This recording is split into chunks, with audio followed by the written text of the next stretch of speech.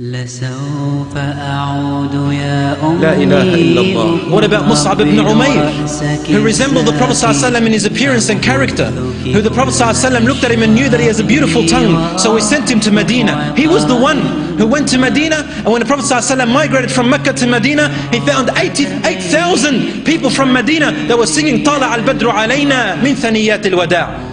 Where did they come from? From Musab ibn Umair radiallahu anhu. Before Islam, he was the wealthiest. Before Islam, he was the most handsomest. Before Islam, he used to look after himself that he used to put so much cologne, and he would look after himself so much that the women of Mecca, when they smelt his perfume, they would stand in a line to wait for him to pass, wanting to attract him.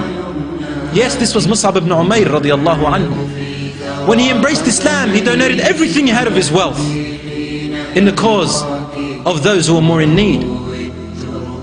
And then in the Battle of Uhud, Musab ibn Umair, fighting like a lion, defending the Muslims, defending the Prophet sallallahu alaihi wasallam, when a spear attacked him. It struck him, and then swords one by one, until he had over 70 stabbings, and he fell to the ground.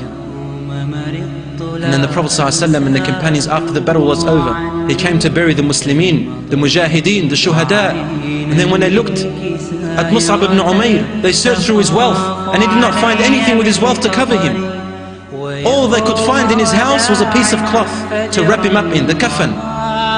And when they would cover his head, his feet would show. And when they would cover his feet, his head would show. And the Prophet ﷺ said, "Bakhim bakh ya Musab ibn Umair."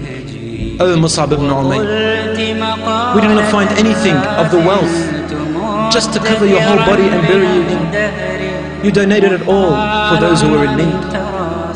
فَالْجَنَّةُ هِيَ اللِّقَاء. In Jannah is where we shall meet. Al-Firdaus al-A'la, my dear brothers and sisters.